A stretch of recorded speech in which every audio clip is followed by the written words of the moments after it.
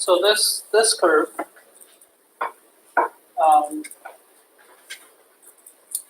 yeah, I see what you're saying. It's a bit of a notional curve, right? So this you can imagine being the same column with different amount of rebar. Okay, and so the transverse rebar is the same, and the diameter is the same, so that doesn't change. So the only difference you can kind of think of is longitudinal rebar, right? Anything else? Any philosophical musings?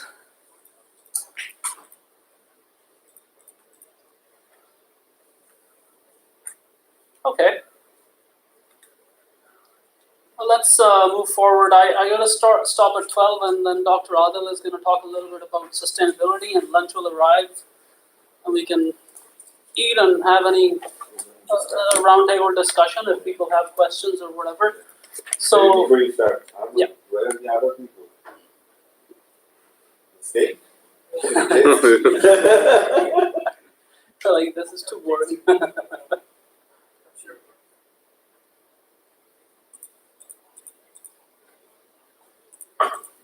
How many people are working on bridges? Let's see. Can still take a lot of the. They're not working on bridges? Yeah, for the time being, yeah. Yeah. I just wanted to see I thought you were talking industry. No. Bridges including research. Oh, that's good. That's good. You're also working. And a lot of these are, they're equally applicable to buildings, except for, the we call them strong beam, etc. There are a few differences, but other than that, it's the same. In fact, bridges tend to be simpler in form, and irregularities are more rare. Buildings, you can have a podium here and a transfer slab there and a big thick column over there and openings and stuff like that, which we don't have to deal with on bridges. Okay, so should I start or wait? Yeah, please. Okay. Okay, so let's just have a bit of a chat about some of the typical failure modes of a bridge bend. Then I want to bring your attention to some of the typical earthquake resisting systems and elements that we use for bridges. And then we'll take a bit of a theoretical sort of, we'll go on a bit of a tangent, look at the equation of motion and how we solve it, response spectrum analysis, how do we do the directional combinations for demands. And I have a little uniform load method derivation, because when you look at the code, you see these integrals and these expressions. And for the longest time, that bugged me. Where is this coming from? For me, I guess things have to make some sort of an intuitive, basic sense for me to be able to use it. And I would encourage everybody to think about things at a slightly deeper level, at least on the, and I think graduate students are not, they are trained to think more deeply. It's more a comment about design engineers. They go and they look at the code and they start applying formulas pretty readily without really understanding where things are coming from, and they're likely to miss certain basic issues. The flip side for people that haven't done actual industry work is having that baseline in your minds. When you run a seismostruct model or you run an open seeds model and you get results, you have to think about them and see if they make sense. And that takes a little bit of time. Okay, so with graduate students, the issue is a little bit different. They have to, you cannot just take the computer results at face value and start to run with those. You've got to think a little bit about if they make sense or not. Okay, so let's think of a typical bridge bend. And here I have a simple bend with spread footings. Now I on purpose did not use piles there, deep foundations, which is okay. But really, if you think of this, and when I was showing you the demand envelopes, it's the ends of the columns that see maximum bending moments. The shears are uniform. And then the cab beams, they tend to see maximum bending moments at the ends and then in the middle. Okay, so from a flexural point of view and from the point of view of plastic hinges, we want them forming at those 4 points, the A's as I've labeled them. Okay, so that's the typical plastic hinge zone. We have to make sure that we have adequate flexural ductility and that we have appropriate shear strength in there. The next thing is the joints. Let's think about the footing column joint. If you don't have proper rebar anchorage, if you don't have proper reinforcement here, you can actually not damage the column, or your footing may be okay out there, but the joint might actually get damaged, and then it starts to soften up and your displacements increase and things start to degrade. The same thing happens up here in the column beam joint, so you have to be mindful of that.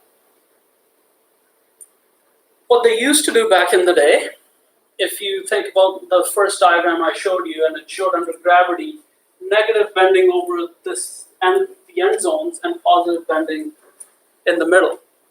So they used to put top rebar, okay, and they almost had very little bottom rebar here. All the bottom rebar was in the middle portion, and then they curtailed it very quickly so they wouldn't go into the joint. And guess what, as I was showing, when you push it this way, very quickly the negative bending moment is overcome, and this side now develops positive bending. So time after time, when we have looked at older bridges, we found the bottom rebar lacking. It's just not there. So then the beams start to hinge here, and very quickly it degrades. It becomes a big issue.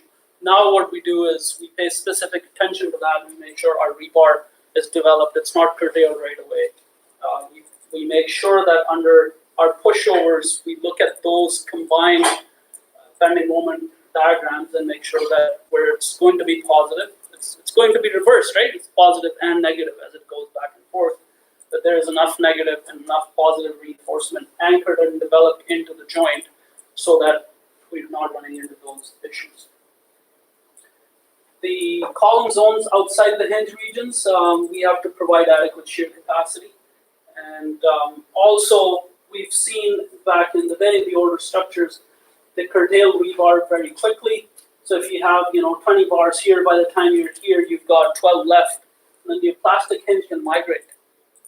Instead of forming here, it can migrate up there because all of a sudden, your demand hasn't dropped that much, but your capacity is gone by 30–40%. We try to avoid that kind of stuff now. So what kind of failure modes we can have? We can have a plastic hinge ductility failure. We can have a shear failure because the overstrength that's in the system and the concrete degrades. We can have column flexure shear failure outside the plastic hinge zone because your plastic hinge can migrate because of rebar curtailments. We can have joint issues. We can have cab beam flexure and shear issues. We can have footing pile shear or flexure failure.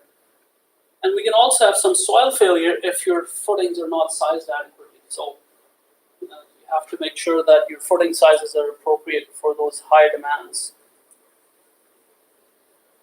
So the design for earthquakes requires clearly identifiable earthquake-resistant systems. And in buildings, you can think of shear walls, you can think of moment frames, you can think of concentrically braced frames or eccentrically braced frames, or moment-resisting frames for both concrete and steel. There are lots of different systems. In our case, we basically have three overall sort of overarching global philosophies. You can have a ductile substructure with essentially elastic superstructure. So this is how AASHTO, the American code, defines it. And then I've got sort of if it's okay for S614. So until now, what we've been talking about is an essentially elastic superstructure where the hinges form within the substructure and your deck and girders are fine. The second one is essentially elastic substructure with ductile superstructure. And that we don't usually go for. The only example that you can think of is a steel superstructure with ductile and diaphragm. So in that case, all your plasticity is basically within the cross braces at the ends, the end diaphragms of the bridge. And then we have the elastic superstructure and elastic substructure with a fusing mechanism between the two. So this is where we put dampers, isolators between the substructure and the superstructure. So now your superstructure can slide on top of the isolation bearings, and you have dampers. You may or may not have dampers to basically dampen out the system. And what that does is it keeps both of them within the elastic range. And there's a lot of talk happening in terms of, do we just completely get away from a system that's ductility based? Do we always go and isolate? Do we always go and put dampers? And that's not always the right thing to do, to my mind. I think that we need to develop that a little bit more. There are times and there are sites where there's a clear advantage, but a lot of the times you can just do a conventional design and you'll be okay. A big issue is the question that arises is, are the abutments going to be a part of the earthquake resisting system? So one way is to just ignore the abutment stiffness completely, throw everything on your piers and make sure that they can take the loads. To me, they're very robust elements. They have a lot of stiffness and they have a lot of capacity. So ignoring them completely in your analysis is not the right thing to do. You're going to make your system a lot more, you're going to put a lot more into your columns. And in reality, when that shear key engages, unless you basically put gaps there to make sure that nothing engages at the abutments, your system is going to behave differently. So to me, you should take advantage of that.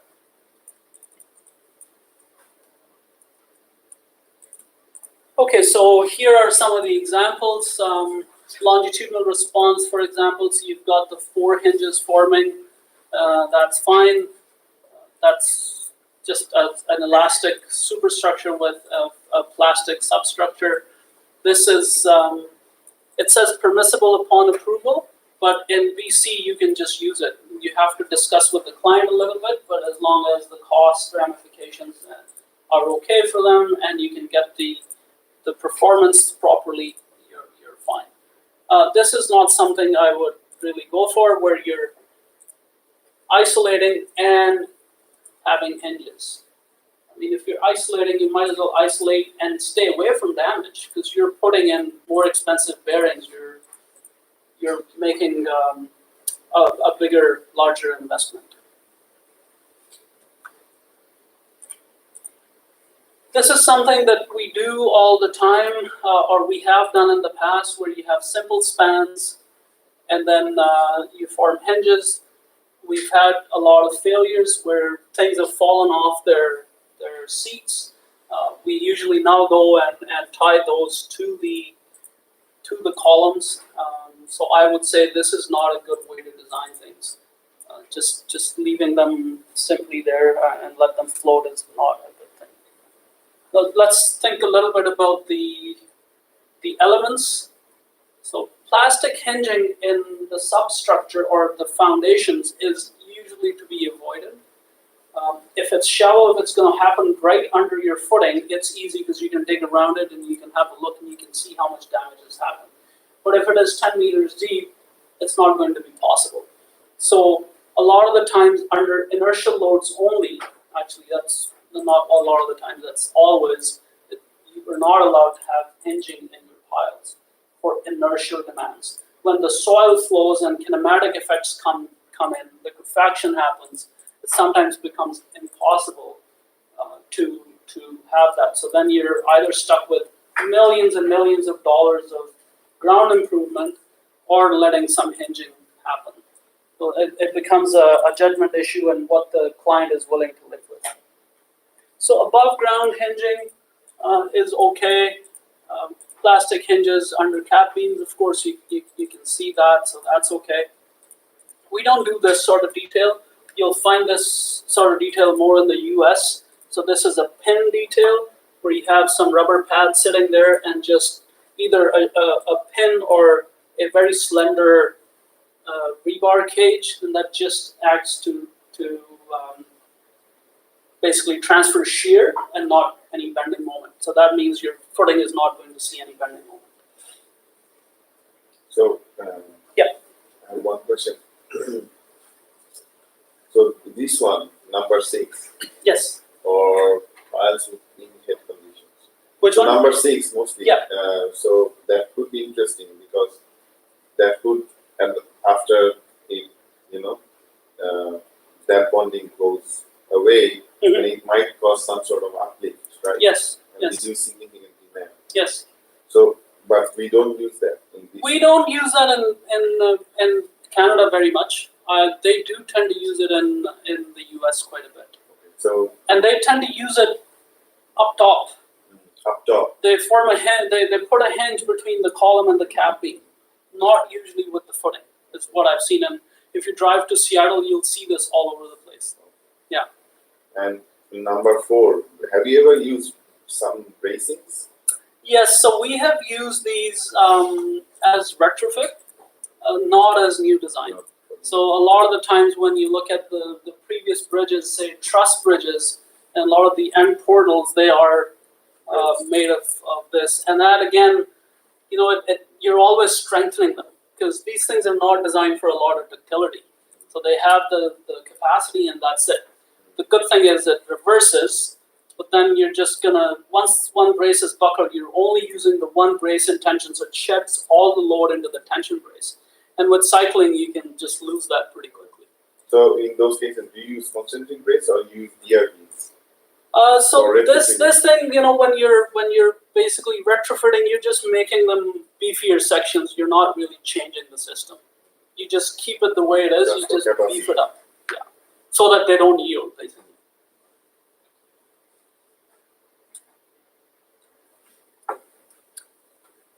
Okay, so capacity protected pile caps. Again, the hinging is in the pile, in the column, same thing. We still use seat abutments.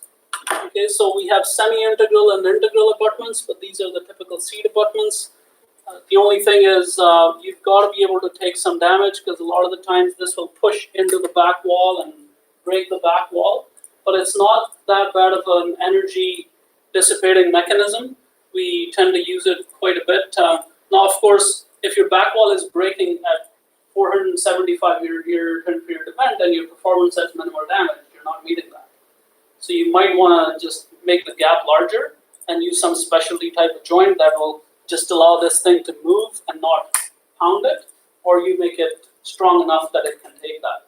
If that's a 2475 and repairable damage or extensive damage is allowed, then maybe the back wall can break, and so what? As long as the bridge is there, you go in, you dig behind it, and you rebuild the wall. That's okay, you've met the performance. We have to think about those things. We are allowed to have passive abutment resistance. So as the two come in contact and push into the back soil, the soil generates some passive pressure, or you have what we call a semi-integral abutment. It's a different detail. So you basically have your footing, and your girders are sitting here like this, and all this is soil.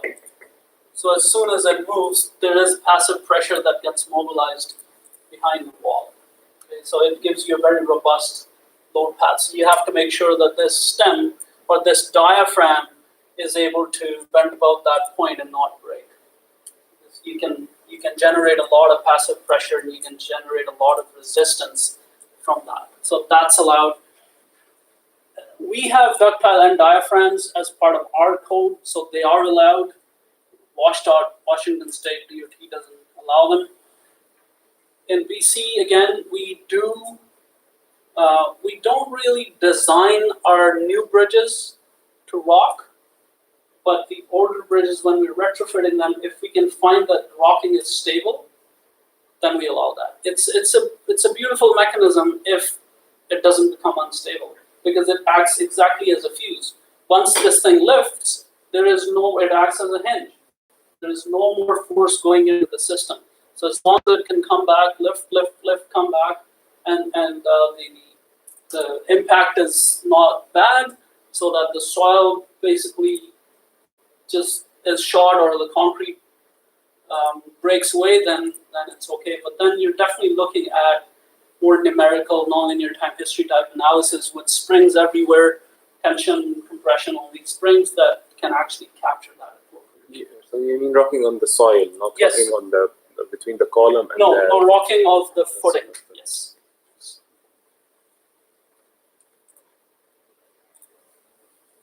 Okay, so this again, as I was talking about, this is usually the case here too. It is permissible upon approval. You always have to seek approval when there is big liquefaction happening.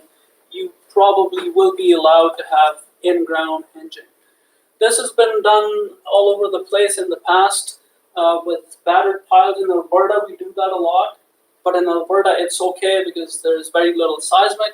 What happens with these battered piles is they're very, very stiff, and they attract a lot of load. And they don't share very well with other straight piles. So if you have a bunch of piles and you've got two battered piles at the end and vertical piles in between, guess what? All the load goes to the battered piles. And you have to really detail them very, very carefully to make them work. So as a matter of practice, not that the code says it anywhere, as a matter of practice, we don't use battered piles in southern British Columbia. We don't want our hinging in the girders or the deck. That's not allowed. These order rocker bearings, we don't want that. Again, cap deep hinging, we don't want that. And battered pile systems, I was just saying, they're not quite something that you want to talk about. Okay, so let's just quickly see what happens with a single degree of freedom system. Now I'm switching gears a little bit. I think I've given you enough in terms of an overall sort of a framework. So yeah, this is a typical mass and a stiffness and a dashpot, a damper, and you've all probably seen it, whether you look at it from a Newton's point of view or D'Alembert's principle.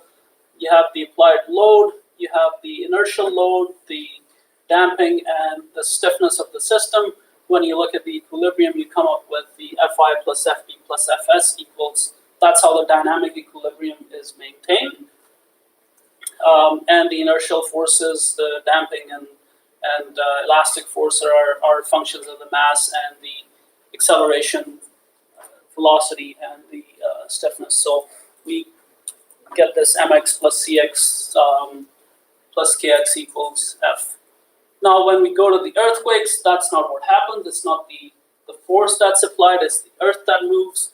So you're building, the ground moves UG, the building moves U superscript T, and the relative movement is U. And that is what induces the forces, that's the relative displacement that induces everything into this.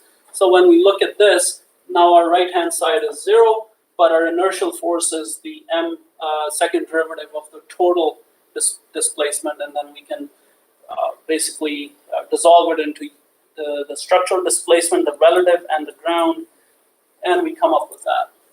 And so then if we divide by m and do a little bit of manipulation, we end up with equation C. Damping shows up like that, where C critical is given by 2m times omega n, and that's basically your critical damping coefficient, which means if you displaced a body, you would just come to rest within the first half cycle. There's a classic solution. We can come up with that. There's the Duhamel's integral that we can use for, again, for single degree of freedom, simple systems. And then we come up to the numerical methods. And this is where we're dealing with actual earthquakes. And actual earthquakes are not, the forcing function is not an analytical function. It's numerical. It's digitized. And so with A, we can start to use some numerical methods to solve that. Once we've solved the equation and we've come up with ut, which is that relative displacement, the force is simply given by the stiffness times the displacement, and the stiffness is given by m omega n squared. So when I put everything together, I get m times omega n squared times the relative displacement, and omega n squared times relative displacement is what we call pseudo-acceleration, because that's what we multiply with the mass to get the force. Okay? So what happens now is we generate a response spectrum. And why do we do that, and what does it do for us? So basically what we've got is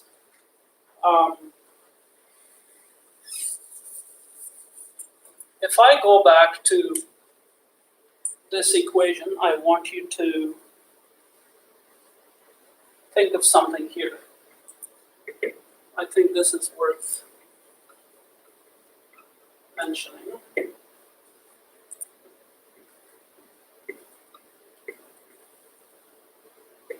If we look at this equation, okay, this is the acceleration. In here is hidden the damping, and this is the natural frequency. Velocity, displacement, ground, acceleration. Okay, so the ground acceleration is going to be the same. Right? For a given earthquake, it doesn't change. From system to system to system, that have different periods, the behavior is going to be different. Why? So let's say every system has 5% damping. If I look at this equation, I see that damping doesn't change, and the ground acceleration doesn't change.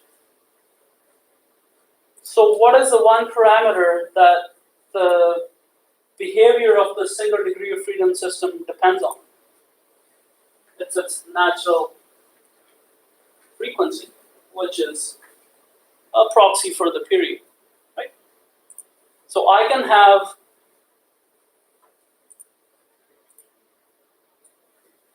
two systems with completely different mass and stiffness, but as long as this m over k is the same, their period is going to be the same, which means their natural frequency is going to be the same, and that means my structural behavior is going to be the same, right? It's going to go through the same acceleration, the same velocity, the same displacement. That's one thing I would want you to think about, okay?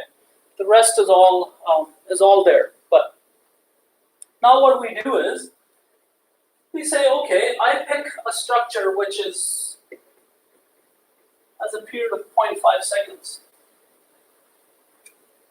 And I take an ensemble of 20,000 earthquake records.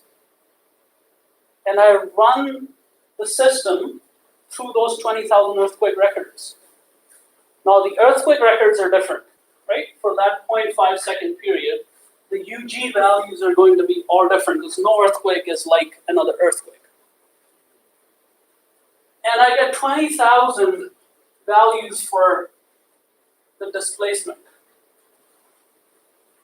And the displacement is directly related to the force through that relationship.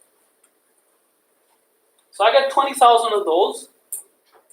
Okay, now I can take the median value, the mean plus 1 sigma deviation, 2 sigma deviations, whatever, and I get 1 point that says, this is my pseudo-spectral acceleration for this system. So at 0.5 seconds, I've done that. I do the same thing for 1 second, for 2 seconds, and lo and behold, what I find is, this is sort of the curve I have. Now this is my response spectrum. And by doing all this pre-work, I don't need to do it every single time. So if I come up with a structured period of 0.5 seconds and I have my response spectrum graph, I can simply figure out the force that it's going to see. So that's where the response spectrum graph comes in handy.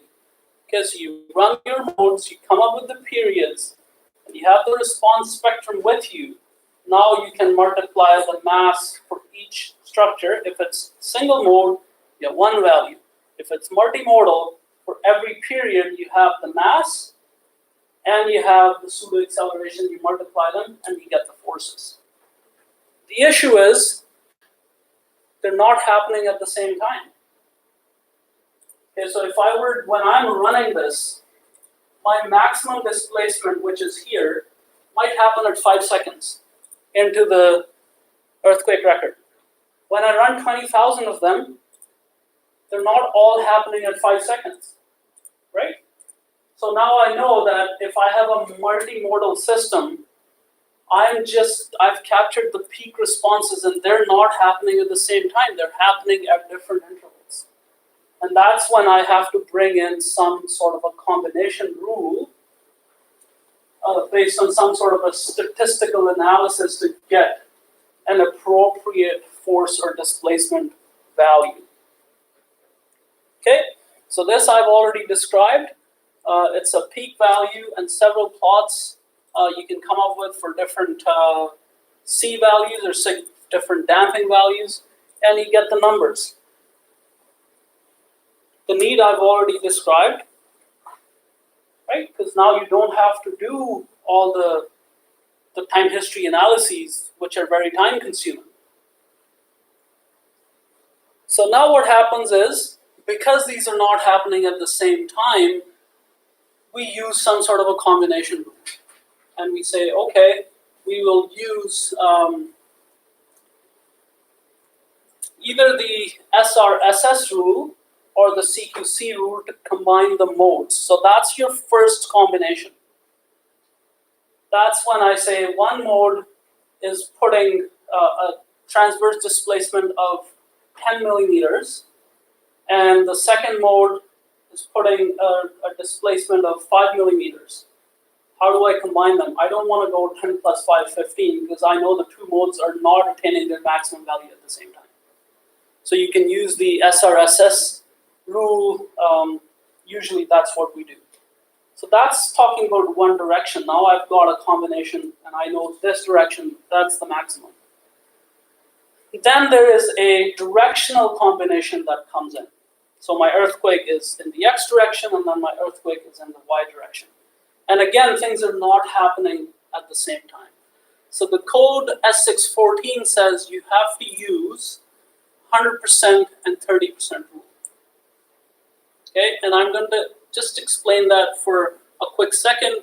What we have found is that it's not a very consistent rule, but nevertheless, that's what we're using. Other codes will say use 100%, 40%. Things can be conservative or unconservative. It's dependent on how you define your X and Y axes. So if your X and Y are changed, you'll get different demands. And there is a paper by Ashraf Habibullah, who's the CSI Bridge owner or whatever. He and I think one other fellow have written a paper, and they're saying even for the directional combination, if you use the SRSS rule, then you get more consistent demands. You can do that. Our code says use the 100%, 30%. So now when we talk about the directional demands, people always get a little bit confused. And I think there is a fundamental difference, if I'm correct, between the building application and the bridge code application of this rule. I'm only going to try and describe to you the bridge code application. So let's say you have a bridge and it's a little bit, let's say it's curved or it has a high skew. If you push on it longitudinally, it's going to see a longitudinal bending moment in its columns. It's also going to see a transverse bending moment in its columns. So first think of a system that's perfectly square in the columns and that nothing has a skew. If you push on it exactly just longitudinally, it will have no displacement in the transverse direction, right? Because that's very, very regular. Do you think it will have a transverse moment from a longitudinal push? It won't. But now think of a curved bridge, and if I push on it in this direction, it's going to do something like that, because it's curved and planned. So it's going to have, if you look at the displacement vector, you can resolve it into a longitudinal displacement and a transverse displacement, each of which will translate into a bending moment. So the bridge code says, apply your longitudinal moment, or apply your longitudinal push, take 100% of the longitudinal moment from that push. Longitudinal moment. Then apply a transverse push, but it will also result in some longitudinal moment. So take 100% of the first and 30% of the second and add them together to get your longitudinal bending moment. Do the same for the transverse. Push it longitudinally, get the transverse moment. Push it transversely, get the transverse moment. So you're always looking at the longitudinal moment from both pushes. And you're always looking at the transverse moment from the both pushes. But you're combining them 100%, 30%. You're not combining 100% of the longitudinal moment to 30% of the transverse moment. Don't do that. Okay, so the combination is in the same direction. And then if you want to go one step further, you can do a square root of sum of squares of the two to get the vector sum if you are so inclined. But usually at this point in our code, we keep things decoupled. So we look at the longitudinal bending moment, we look at the longitudinal capacity. We look at the transverse bending moment, we look at the transverse capacity. Yes? So what if we have a single equilibrium system? Yeah. The transverse is going to be the same as the reverse, right? Yeah. So what you can do is just keep them completely separate, right? Or if you're so inclined, because the longitudinal, when you push it longitudinally, it doesn't see anything transverse. So its total longitudinal moment is just that. And when you push it transversely, it doesn't see any longitudinal. So its total transverse is just from the transverse push. The other doesn't come in. So if you want to be a little bit more conservative, you might do a square root of sum of squares. Then you're on a circular column, then you're 1.4 times the original demand. And then divided by 5 or something, whatever, right? Yes? So 30% is constant, or it is depending on the student? No, if that 30% is constant. So if you're allowed to do force-based design and you're doing a multimodal analysis, then you do 100%, 30%. If you're using performance-based, then you're still doing it, but then it becomes more of a displacement issue coupled with a pushover where you're getting actual forces, not these elastic fictitious forces that you divide by a number, right? Good questions. So this slide, you can see it just kind of describes mathematically what I've tried to describe in words, I think, which is better because you look at it and you really have to kind of pay attention to it. But you will see this is mx from the longitudinal and then mx from the transverse, but it's always mx, right? So I think in the building code you turn them around, but in this case you keep longitudinal. It's just the longitudinal from both pushes, and you add them 100%, 30%. Okay, so very quickly, the uniform load method, how does it come from? So you take your mass and you pull it and you release it, and when you've pulled it to the extreme, your displacement amplitude is x naught. The force in the spring is k times x naught. When you let it go and it reaches this point, it's got the maximum velocity. So now the maximum potential energy has turned into maximum kinetic energy. By the principle of conservation of energy, your maximum kinetic is going to be equal to maximum potential, assuming that there is no damping, of course, and nothing is being lost. The potential energy is the area under that graph, which is half kx, and the kinetic is half mv squared. We know that. So we equate the two. In our case, the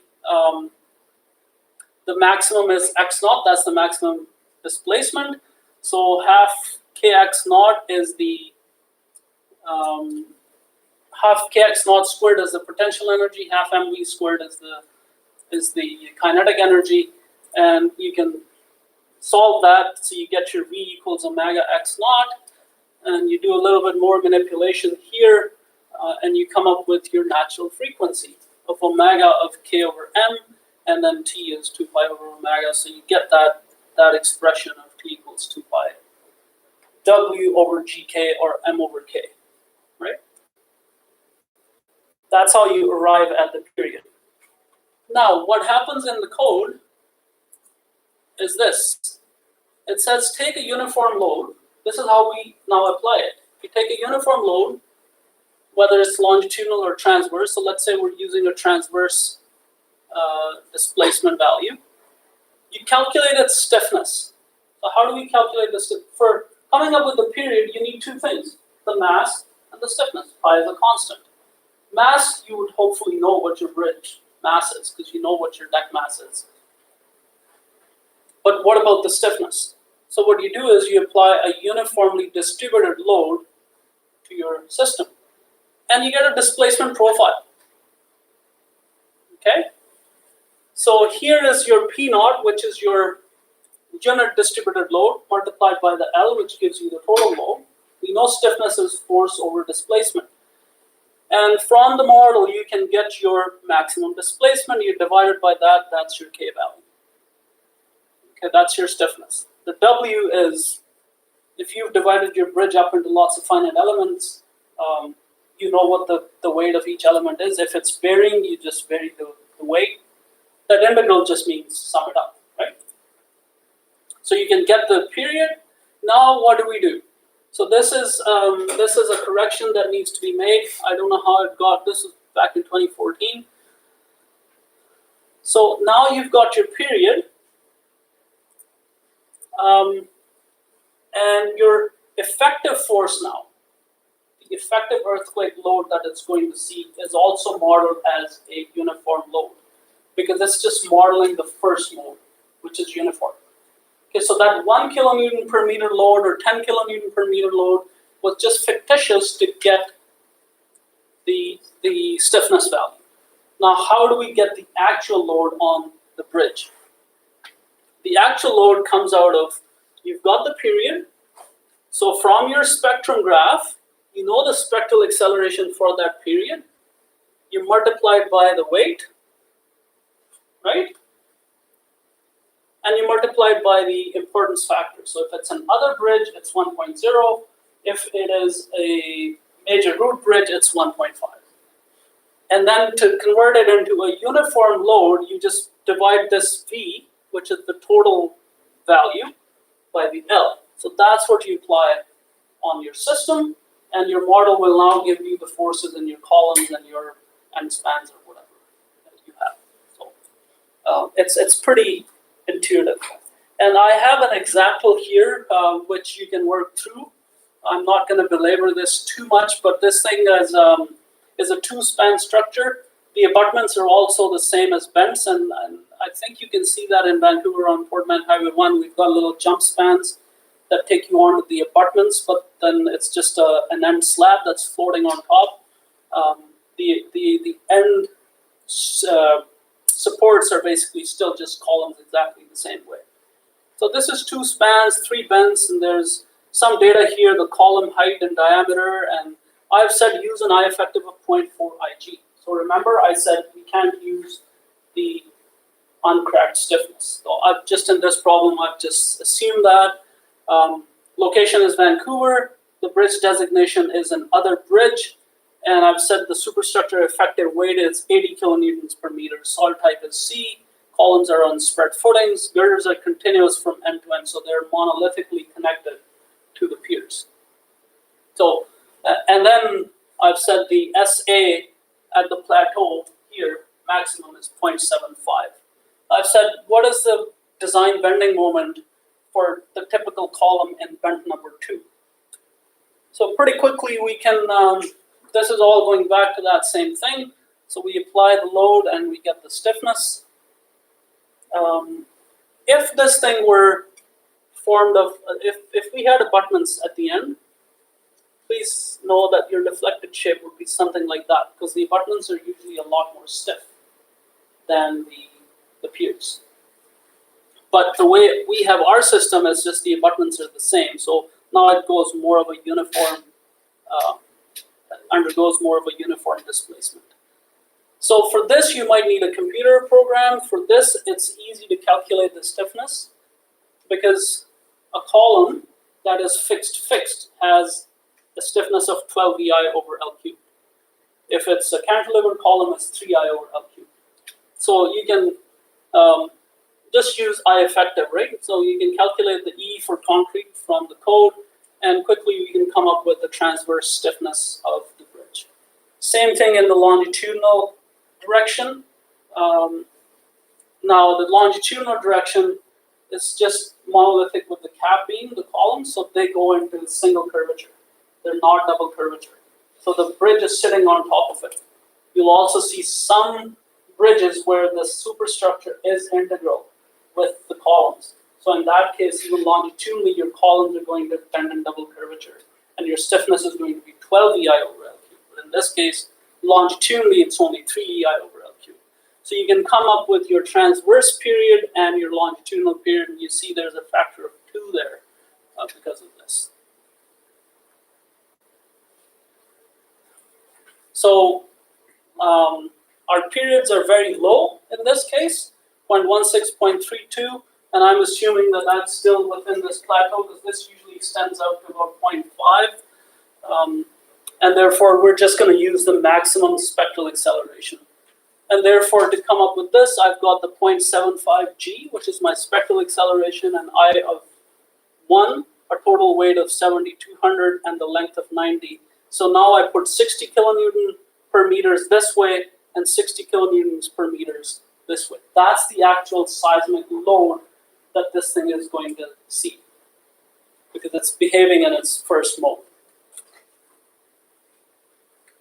Okay, now I have the total load and I have the transverse stiffness, so I can come up with how much the bend is going to move in the transverse direction. And the same thing in the longitudinal direction. I have the total load, which is the same, but my stiffnesses are different. So you can see that my displacements are quite different. And now how do we relate force to displacement? It's through stiffness. So you can use the K times delta, and you can come up with the 900 kilonewtons of shear in the column. Transversely, it's in double curvature. So what happens when things are in double curvature? Has anyone, let's just draw a real quick free body diagram. It'll become pretty clear. You have an M here and an M here. This is what happens in double curvature. In single curvature, you only have one M. So here we have the opposing these and the moments that are in the same direction. Or in the same sense. Okay, so if I look at the free body diagram of this, what is the total moment on this body? M plus M, right? So that's 2M, and that's equilibrated by this couple, which is V times L, right? So my M then becomes VL over 2. So I've got the shear force, and I can get the moment for the transverse direction, where it's fixed, and then double curvature from VL over 2. In this case, it's just M, and we have the same thing happening, except for this is L and V. So in this case, M is equal to V times L. So here you can come up with the shear in the other direction. And then you multiply it by the length, you get the bending moment. So now we've got bending moments in both directions.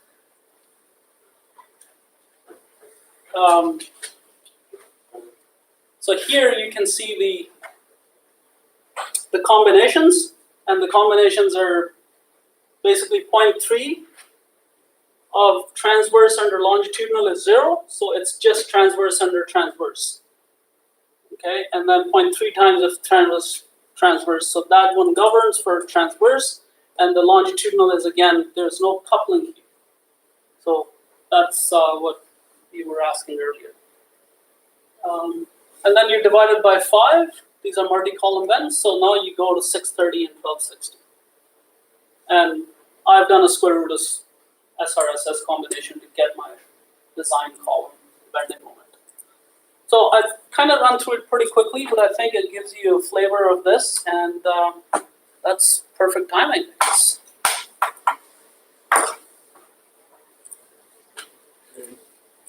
So I guess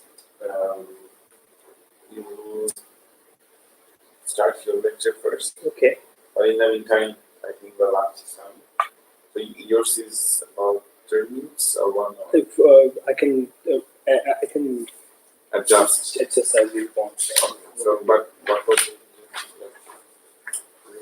I think we should give everybody like a 5-minute break just so people can. Yeah. Okay. We will start maybe. It's what time? it's a lot of info. Yes. We will start in 5 minutes. Okay? Yeah. You want to use the motion? We'll start in 5 minutes and then maybe half an hour discussion.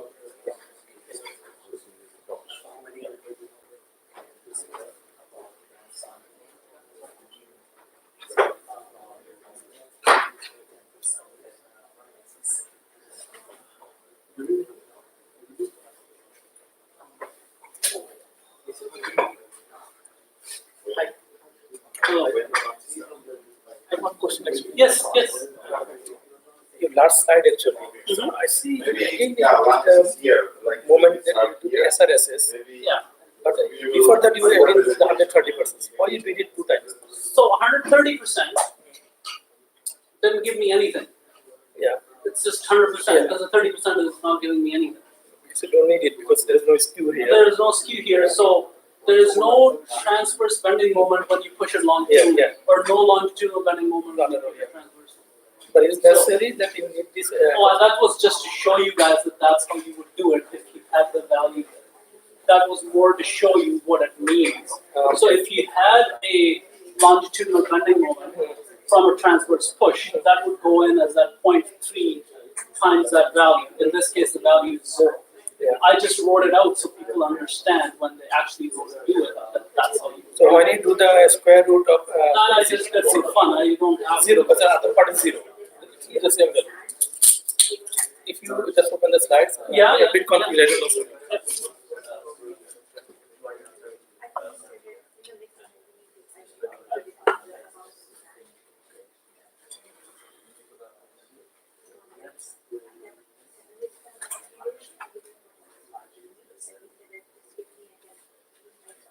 Oh, it's there. I'm gonna see it. Or maybe later on. No, I.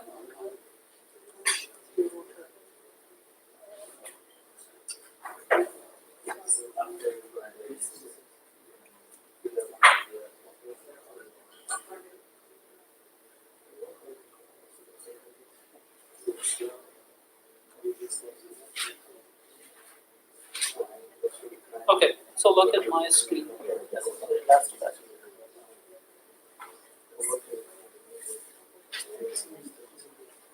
Yeah.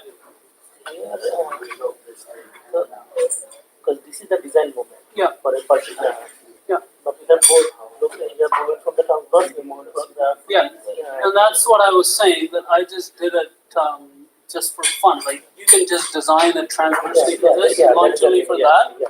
So you could just design it for that value. This is circular cone. Yeah, yeah. This is just, if you want to be super conservative, I'm just gonna. Yeah, it's not. But this should be a design moment.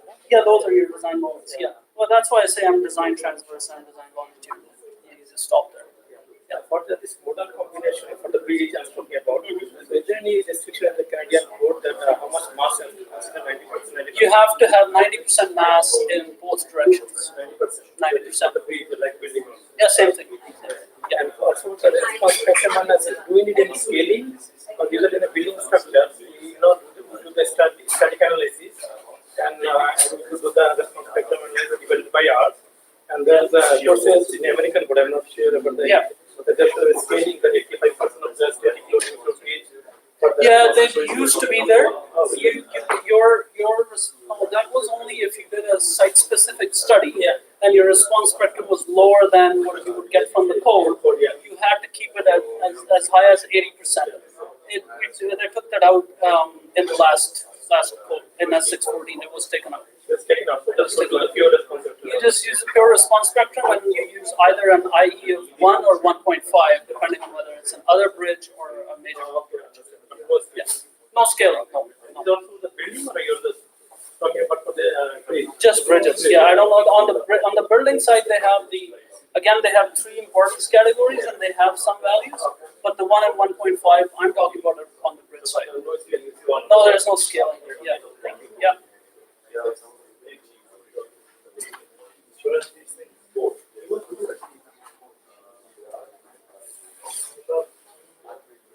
How much close to H2 is this Canadian code? For Seismic, it's not that far. I mean, all the analysis is the same. Like the analysis structure is the same. The R values are quite similar. Then they don't talk a lot about the strain values and stuff like that. H2 also has a seismic code. There's the H2 LRFD, and then there's H2 LRFD seismic. Yeah, so seismic is more close to this.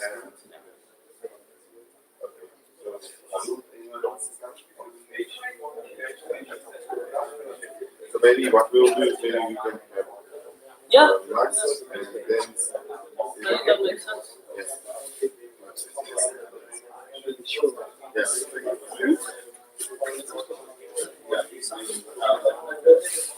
Okay, lunch is hard. Help yourselves.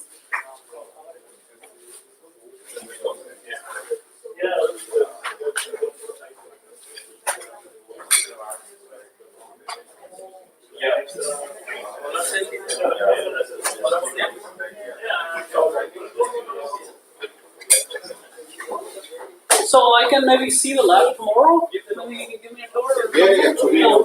Okay. We are aiming till everyone. 5. Just till 5. Yeah, I think 5 should be good. By then I will be, Exhausted. I won't have my energy. Your wife is there. No, my wife couldn't come. Because she has to go back to work on Wednesday. And then she couldn't come yesterday with me. She would have come today, and then just tonight, and then tomorrow she would have. We said, just not enough time this time. Maybe? Yeah, after the election, maybe.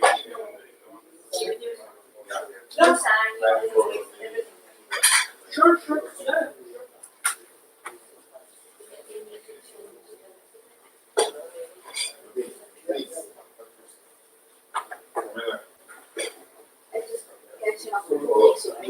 But he also has to leave.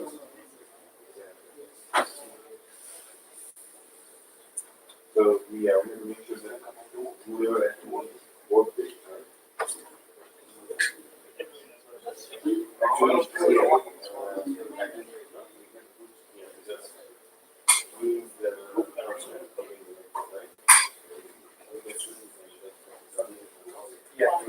Saqib.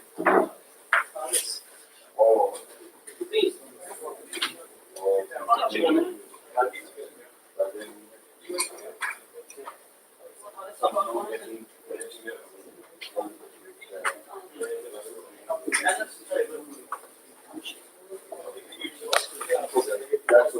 Oh, okay. Then I understand. Lots of universities now.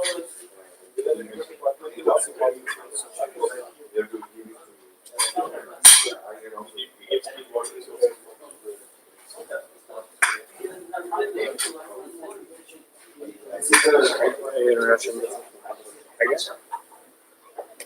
Are you sure? Oh, okay. Oh. Oh.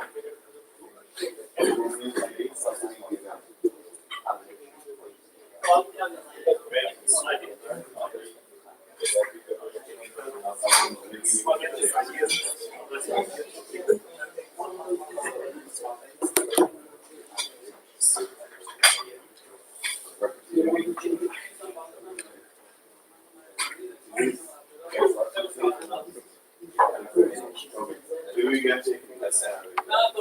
Yeah. I was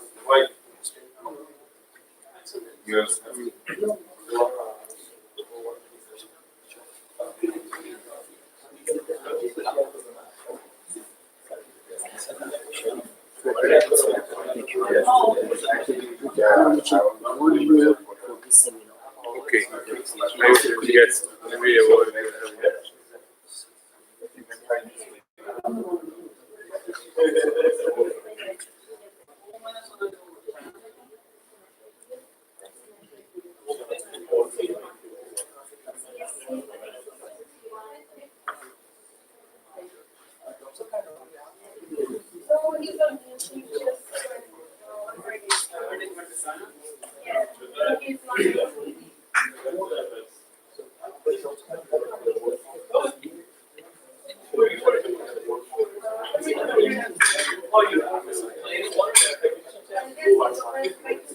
no.